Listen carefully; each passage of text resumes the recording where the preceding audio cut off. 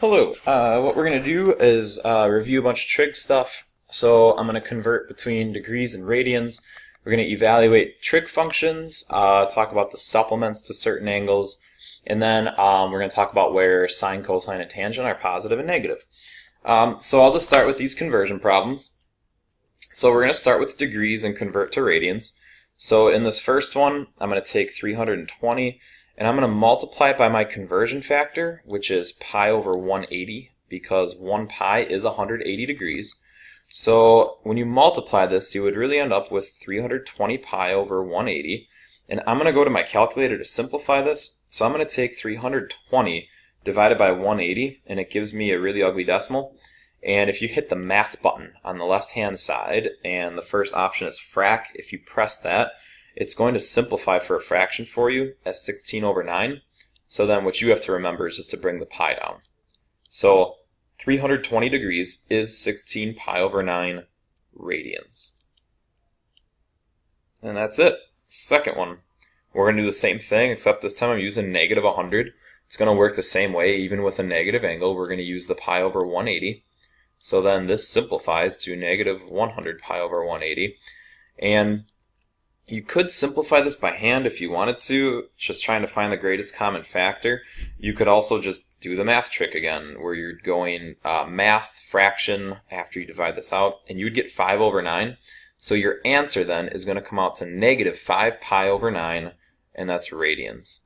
So make sure you include the units on there as radians, and again, in this case, we had the negative sign. So now we go backwards. We're going to convert from radians to degrees. So I'm going to start off with 5 pi over 8 radians and multiply by kind of a flip-flop of that conversion factor. We're going to multiply by 180 over pi. So you'll notice what happens is the pi's cancel out. And on the numerator, you are left with 5 times 180, which comes out to 900. And then we just divide that by 8. So take 900 divided by 8. And that is going to be 112.5, and that is measured in degrees. So same thing with the next one. We're going to start off with 12 pi over 5 radians, and I'm going to multiply by my conversion factor of 180 over pi. So just like the last problem, the pi's are going to cancel out in the conversion. I'm going to take 12 times 180, and that's going to come out to a large number, 2160. And I'm going to divide that by 5. And that's going to give me my degree measure of 432 degrees. So throw the units on there, and that is it. Very easy little conversions. And then with the fraction thing, your calculator can do the majority of that work if you hit that math button and the first option is fraction. So on this next problem, we're going to talk about where cosine is positive and sine is negative. So you learned in class that the cosine part of the coordinate is the x part, and that sine is the y part of the coordinate. You also learned that tangent is equal to sine over cosine.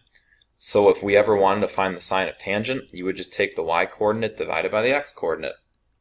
So I'm going to go ahead and pick 4 points, one in each of these quadrants, and we're just going to talk about the signs of each point. So if I pick a point in my first quadrant, I know that the x value is positive and the y value is positive. If you pick a point in the second quadrant, your x value is negative and your y value is positive. If you pick a point anywhere in the third quadrant, your x and your y are both negative. And then in the fourth quadrant, your x is positive and your y is negative. So we are looking where cosine is positive, which is the x part, and where sine is negative, so that's the y part. So then that would match up down here. So your answer would be the fourth quadrant. So in the fourth quadrant, the cosine would be positive and the sine would be negative. So if I were to ask anything about tangent, you would have to take the y coordinate over the x coordinate. So tangent is positive here, it's negative here. Since it's negative over negative, tangent would be positive here and would be negative in the fourth. So that's just what I have in the purple is just kind of an extension. If we were to ask about tangent, you would have to take your y coordinate divided by the x coordinate. And now we're just going to evaluate. I have 6 examples of evaluating, kind of mixing back and forth between degrees and radians. So in this first example, I'm going to kind of map out where this is going to be. We're talking about 3 pi over 4. so not quite a full pi, so we're not going a full 180 degrees. I'm going to divide this top part of the circle into 4 parts, and we're going 3 out of the 4 parts. So our reference angle is going to be here because I'm going down to the x-axis. So my reference angle, since it's pi over 4, you're going to have 45 degrees here, and then it's going to make a 45, 45, 90 triangle. So in a 45, 45, 90 triangle, your legs are congruent, and we're going to label each of them as 1. So I'm going to label this as positive 1, but since we're going to the left here, you're going to have to label this as negative 1. So this is positive because I'm going up from the x-axis, and from the origin going to the left, this would have to be negative 1 then. And we're going to call the hypotenuse the square root of 2, because it's always in 45, 45, 90, it's a special right triangle. Your hypotenuse is the square root of 2 times as long as the short leg, or either of the legs. So to evaluate this, you're going to say that sine of 3 pi over 4 equals, and we remember that sine is opposite over hypotenuse. So your opposite to the reference angle is positive 1, and your hypotenuse is the square root of 2. So I don't want to have a radical in the denominator, so I'm going to multiply the numerator and the denominator by the square root of 2. So 1 times the square root of 2 is the square root of 2, and then in the denominator I just have 2. So that's what your answer ends up being. Next problem, we're going to do cosine, and this will be 7 pi over 6. So I'll draw the picture again. This time the first step is to take this improper fraction and write it as a mixed number. So we are going 1 1/6 of a pi. So 6 goes into 7 one time with a remainder of 1. So we're going a full pi, plus we're going 1/6 more. So that's going to create a reference angle down here. Go back to the x-axis on this. Pi over 6 is something that equates to 30 degrees. Imagine if you were to take a full pi of 180 and divide it into 6 pieces. Each piece would be 30 degrees. So 30 goes here, 60 is down here, and then 90 is up in the corner. Across from the 30, we're going to label our short leg as 1, but again, since we are negative, it's going to have to be negative 1. Across from the 60 is the square root of 3, but we are in the negative territory, so that's a negative square root of 3. And the hypotenuse is always going to come out positive, and it's twice as long as the short leg, so it's just 2. So if we are talking about cosine, we are talking about adjacent over hypotenuse.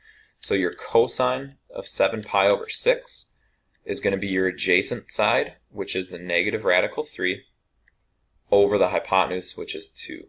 And that would be your answer then. So the next one will be a little bit different. I'm going to draw the chart. First of all, it's different because we have a negative, so we're going to be going clockwise. And I'm going to write it as a mixed number. So 2 goes into 3 one time with a remainder of 1 over 2. So we are going to be going negative 1.5 pi's. And the reason this problem is different is because if you go a full 1 and then another half of a pi, you're going to end up on an axis. So that is what we call a quadrantal. If that's the case, what you want to do is express this as a coordinate. So on the unit circle, we always use the radius of 1. So in this case, this coordinate is the point 0, 1. And going back to something that we had said on one of the slides before, is that the cosine is the x part of the coordinate, the sine is the y part of the coordinate. So if we are dealing with the cosine of negative 3 pi over 2, and this is our coordinate, your answer is just going to be 0. So you are just taking the x part of that coordinate.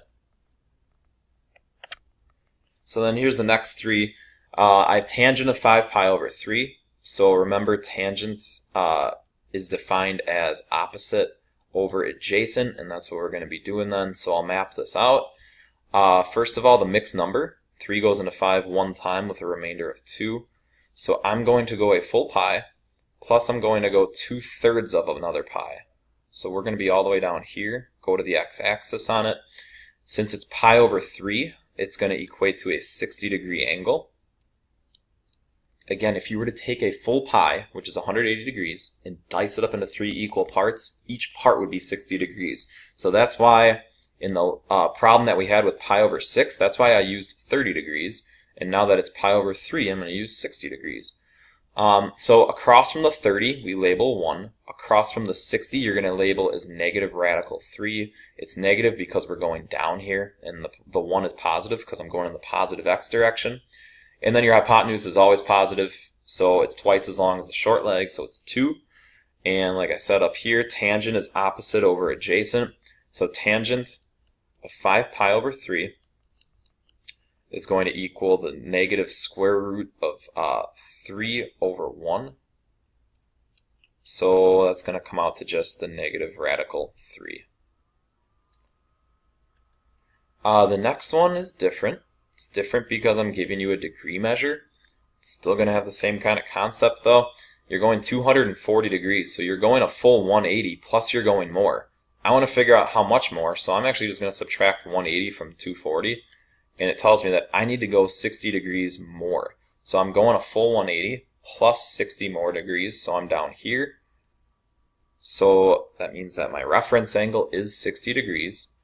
I have a 90 up in the corner, 30 over here, so then I'll just label my sides. So the side across from the 30 I'm going to label as negative 1. The side across from the 60 I'm going to label as negative radical 3. And then my hypotenuse is positive 2. So then just do the sine of this. So sine is opposite over hypotenuse. So the sine of 60 is going to be opposite, which is negative square root of 3 over my hypotenuse 2. And that is all for that one. So then I go on to the last one here, tangent of pi. So draw out your coordinate, your coordinate grid. We're going to pi, which is all the way over here. It's another quadrantal. So write out this coordinate, which is negative 1, 0. So we know that the cosine is the x part. We know that the sine is the y part. So what the heck is the tangent? Well, tangent is sine over cosine. So in order to get the tangent, you're going to need to take the y coordinate over the x coordinate. So in this case, you're going to take 0 divided by negative 1, which means that the tangent of pi is 0.